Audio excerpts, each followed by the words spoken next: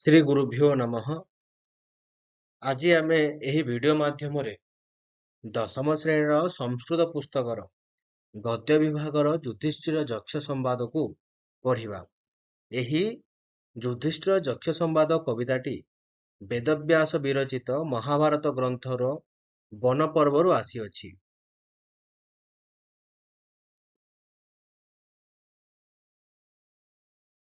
युधिष्ठिर यक्ष संवाद चलो टे बोले भलसे पढ़ा। कश्चित् यक्षः महाराजस्य युधिष्ठिरस्य ज्ञान परीक्षार्थं कांश्चित् प्रश्नान् पृष्टवान्। अर्थात कौनसी गोटे यक्ष महाराजांकर युधिष्ठिरंकर ज्ञान परीक्षा करिवा पाई केते गुड़िए प्रश्न पचारिथिले।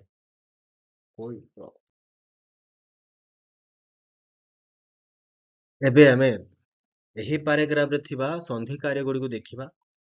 कश्चित कह युक्त चित कश्चित कांश्चित कान युक्त चित कांश्चित परवर्ती है प्रश्नोत्तर मूलक प्रश्न युक्त उत्तर मूलक प्रश्नोत्तर मूलक। ए समास देखिबा हमें महाराजस्य महान राजा महाराजा तस्य महाराजस्य कर्मधारय युधिष्ठिरस्य युधि स्थिरः यह सह युधिष्ठिर तस्य युधिष्ठिरस्य अलुक समास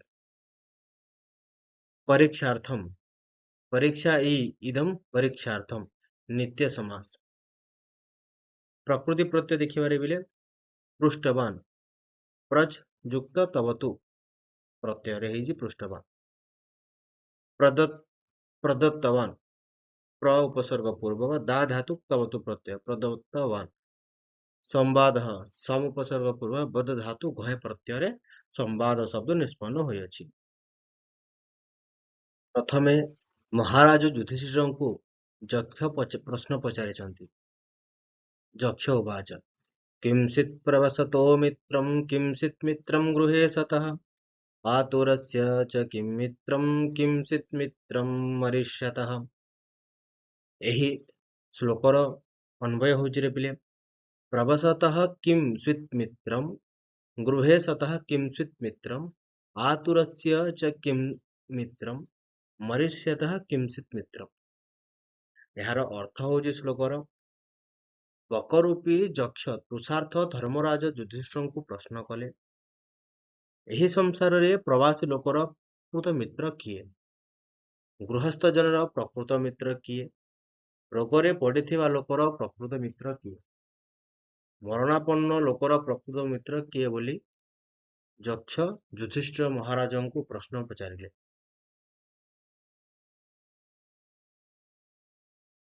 एही श्लोकर संधि कार्य देखिबा।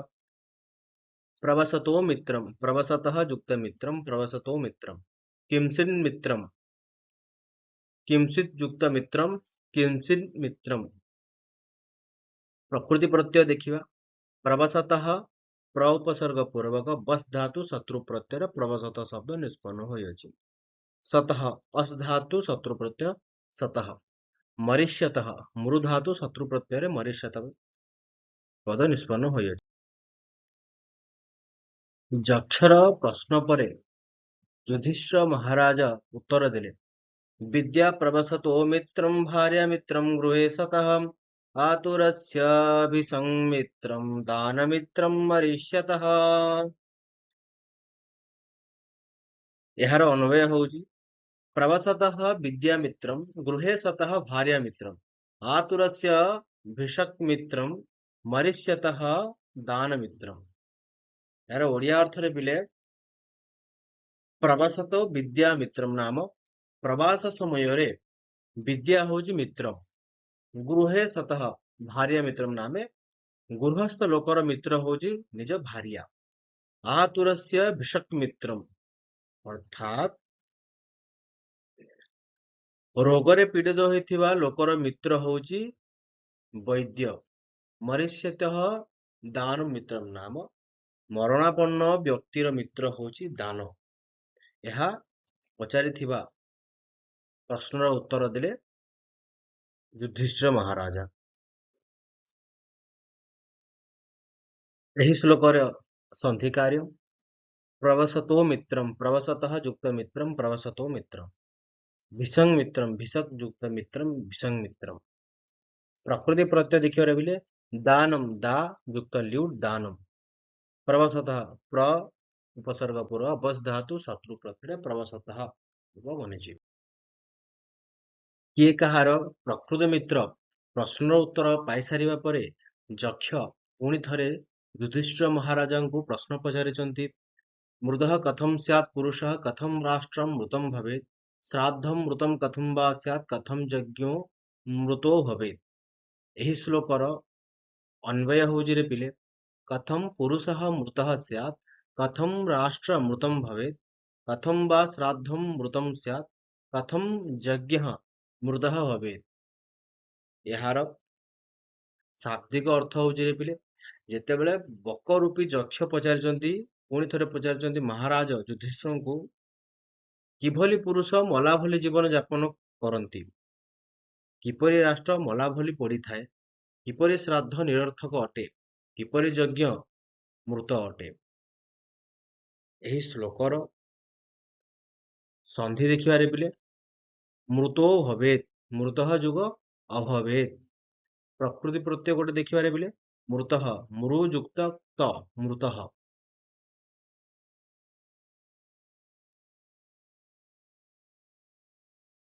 ଯକ୍ଷର ଦ୍ୱିତୀୟ ପ୍ରଶ୍ନ ପରେ ଯୁଧିଷ୍ଠିର ମହାରାଜ ସେହି ପ୍ରଶ୍ନର ଉତ୍ତର ଦେଇଛନ୍ତି ମୃତୋ ଦରିଦ୍ର ପୁରୁଷୋ ମୃତଂ ରାଷ୍ଟ୍ରମରାଜକମ୍ ମୃତମଶ୍ରୋତ୍ରିୟଂ ଶ୍ରାଦ୍ଧଂ ମୃତୋ ଯଜ୍ଞସ୍ତୁ ଦକ୍ଷିଣଃ ଏହି ଶ୍ଲୋକର ଅନ୍ୱୟ ହେଉଛି ଦରିଦ୍ରଃ ପୁରୁଷଃ ମୃତଃ ଅରାଜକଂ ରାଷ୍ଟ୍ର ମୃତଂ ଅଶ୍ରୋତ୍ରିୟଂ ଶ୍ରାଦ୍ଧଂ ମୃତଂ ଅଦକ୍ଷିଣଃ ଯଜ୍ଞଃ ମୃତଃ ଏହାର ଶାବ୍ଦିକ ଅର୍ଥ ହେଉଛି ରେ ପିଲେ ସେହି ପ୍ରଶ୍ନର ଯକ୍ଷ ପଚାରିଥିବା ପ୍ରଶ୍ନର ଉତ୍ତର ଦେଇ କହିଲେ ମହାରାଜ ଯୁଧିଷ୍ଠିର ଧନହୀନ ପୁରୁଷ ସମାଜରେ ମଳା ଭଳି ଜୀବନ ଯାପନ କରେ ଯେଉଁ ରାଷ୍ଟ୍ରରେ ଅରାଜକତା ଅଥବା ରାଜା ନଥାନ୍ତି ସେହି ରାଷ୍ଟ୍ର ପ୍ରଗତିହୀନ ହୋଇଥାଏ ଅଥବା ମଲା ପରି ଥାଏ ଯାଜ୍ଞିକ କର୍ମକାଣ୍ଡ ଜାଣିନଥିବା ବ୍ରାହ୍ମଣ ଦ୍ୱାରା କରାଯାଇଥିବା ଶ୍ରାଦ୍ଧ ମୃତ ସଦୃଶ ନିରର୍ଥକ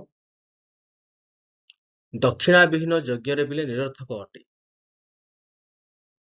ଏହି ଶ୍ଲୋକର ସନ୍ଧି କାର୍ଯ୍ୟ ଦେଖିବା ମୃତୋ ଦରିଦ୍ରଃ ମୃତଃ ଯୁକ୍ତ ଦରିଦ୍ରଃ ମୃତୋ ଦରିଦ୍ରଃ ମୃତମଶ୍ରୋତ୍ରିୟମ୍ ମୃତಂ ଯୁକ୍ତ ଅଶ୍ରୋତ୍ରିୟମ୍ ମୃତମଶ୍ରୋତ୍ରିୟମ୍ राष्ट्रमराजकं राष्ट्रं युक्तम् अराजकं राष्ट्रमराजकम् यज्ञस्तु दक्षिण यज्ञः यज्ञः युक्त तु युक्त अदक्षिणः यज्ञस्तु दक्षिणः समास देखिबारे बिले अदक्षिणः नास्ति दक्षिणा यस्मिन् सः अदक्षिणः निरर्थक बहुब्रीहि अश्रोत्रियम् न श्रोत्रियम् अश्रोत्रियम् एटा हूँ नय तत्पुरुष समास अराजकम नास्ति राजा जस्मिन तद अराजकम एटा हूँ निरर्थक बहुब्रीहि